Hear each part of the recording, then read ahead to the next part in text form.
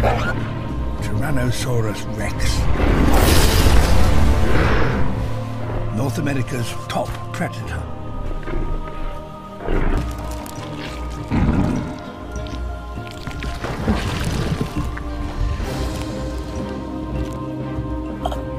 Might be able to bully troodontids, but a carcass as big as this soon attracts more formidable competition.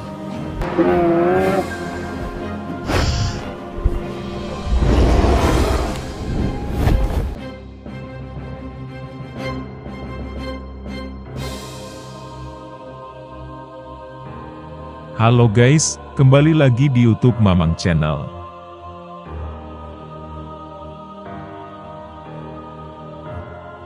Para ilmuwan hampir berhasil menghidupkan kembali beberapa spesies yang telah punah. Spesies punah ikonik seperti mammoth berbulu, burung dodo, dan harimau Tasmania akan segera kembali hidup di planet ini melalui proses de-extinction. Proses ini dimulai dengan sampel DNA dari spesies yang punah. Terkadang ini adalah genom yang lengkap. Di lain waktu, para ilmuwan dapat memasukkan gen dari spesies punah ini ke genom spesies hidup yang masih berkerabat dekat. Kemudian, dalam proses yang dikenal sebagai nuclear transfer, para peneliti menanamkan urutan ini ke dalam sel telur yang diambil dari spesies hidup yang masih berkerabat. Spesies hidup yang dihasilkan dari rekayasa genetik ini akan memiliki kemiripan dengan spesies yang telah punah. Ilmu de-extinction telah berkembang sejak saat itu.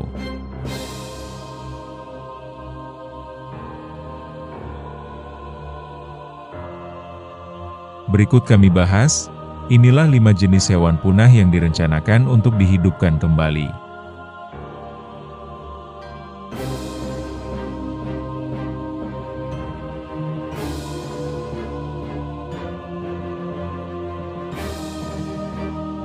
Satu, harimau Tasmania, Thylacinus cynocephalus. Harimau Tasmania adalah marsupial karnivora mirip serigala dengan pola garis-garis khas di punggungnya. Dahulu hewan ini hidup subur di seluruh wilayah yang sekarang disebut Australia. Spesies ini menghilang dari daratan utama antara 3.000 dan 2.000 tahun yang lalu, tetapi populasinya masih ada di Pulau Tasmania. Pada akhir abad ke-19, pemukim awal Eropa di Tasmania melakukan perburuan besar-besaran karena hewan ini adalah predator ternak yang rakus, yang pada akhirnya menyebabkan kepunahan di alam liar. Individu terakhir mati di kebun binatang pada tahun 1936. Harimau Tasmania merupakan kandidat yang baik untuk de-extinction karena terdapat banyak spesimen utuh untuk diekstraksi DNA-nya. Namun, DNA tersebut sangat terfragmentasi, yang berarti banyak penyuntingan diperlukan untuk mendapatkan urutan fungsional. Para ilmuwan mengurutkan genom harimau Tasmania lengkap pada tahun 2017, dan pada tahun 2023, mereka mengekstrak RNA dari harimau Tasmania. Namun, masih banyak tantangan yang harus diatasi sebelum bayi harimau Tasmania pertama lahir.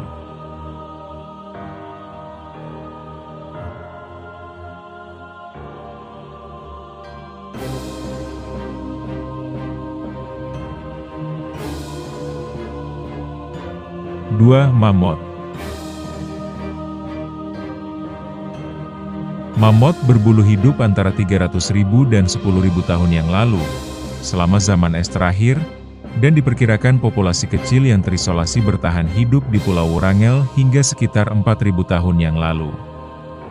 Populasi utama menjelajahi tundra yang membentang di seluruh Asia, Eropa, dan Amerika Utara saat ini. Perubahan iklim pada akhir zaman es, bersama dengan perburuan manusia dan berkurangnya keragaman genetik dalam populasi, mungkin telah menyebabkan kepunahan mammoth berbulu. Permafrost di Arktik telah mengawetkan bangkai mammoth berbulu dan bahkan struktur 3 dimensi genom mereka.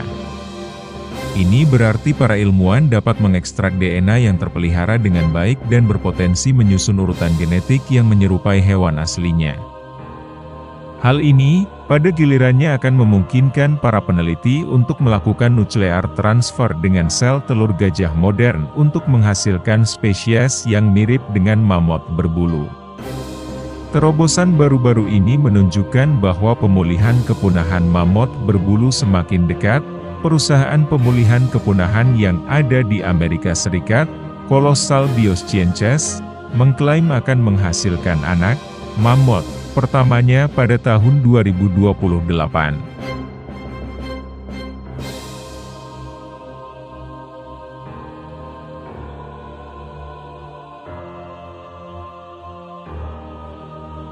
Tiga, burung dodo, Rapus cuculatus.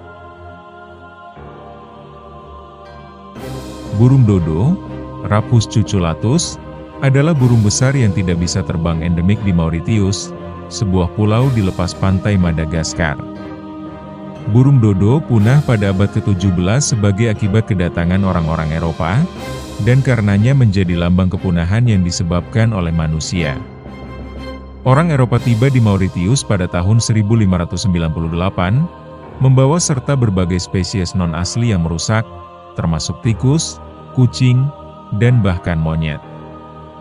Hewan-hewan ini menjara sarang telur dan anak burung, sehingga mengurangi jumlah populasi di pulau itu hingga ke tingkat kritis hanya dalam beberapa dekade.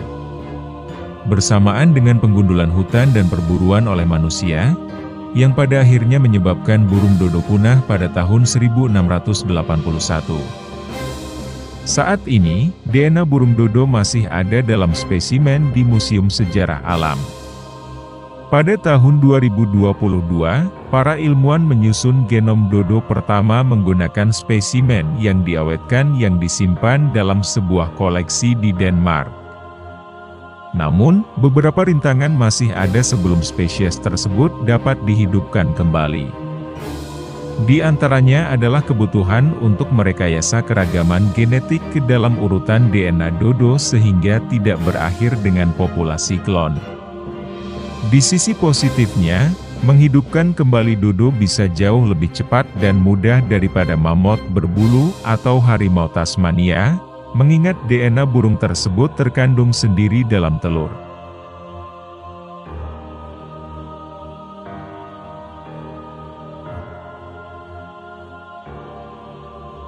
4. Quagga, Equus quagga. Quagga adalah subspesies zebra dataran yang telah punah.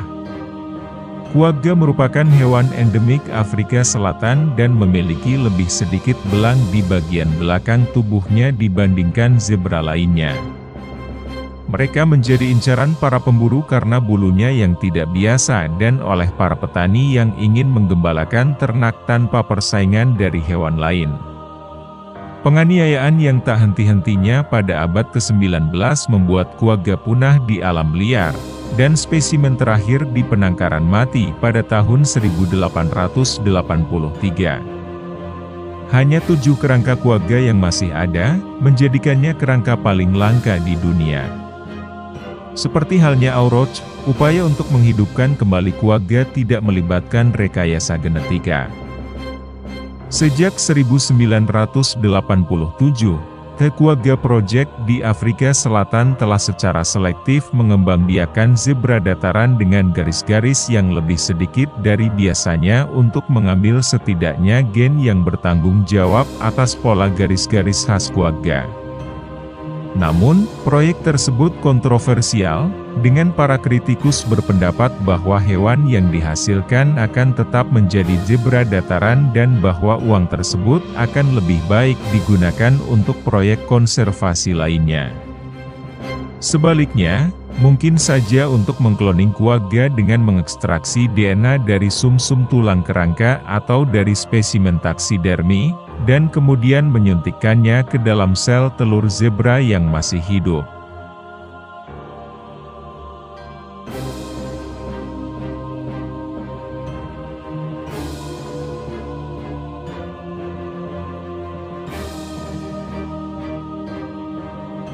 5. Aurochs, Bos primigenius.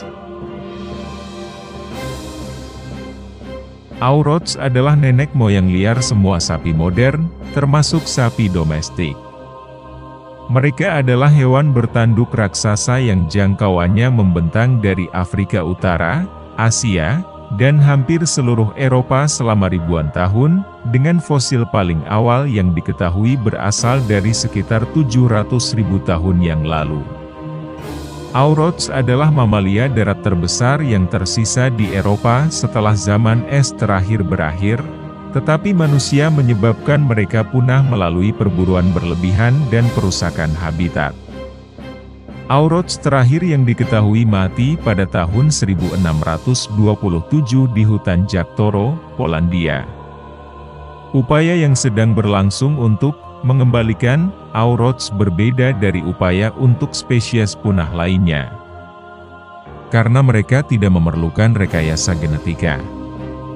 Sebagian besar DNA Aurochs hidup dalam ras sapi modern, mendorong para peneliti untuk mencoba metode alternatif yang disebut backbreeding.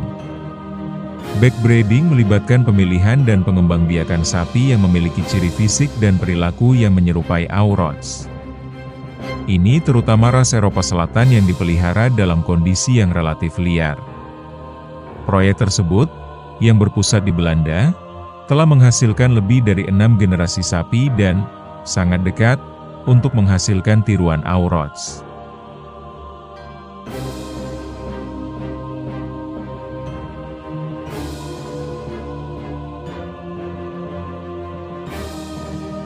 Nah, itu dia guys, 5 jenis hewan punah yang direncanakan untuk dihidupkan kembali. Next kita bahas apa lagi? Boleh tulis di komentar guys. Sekian dulu video dari Mamang, terima kasih.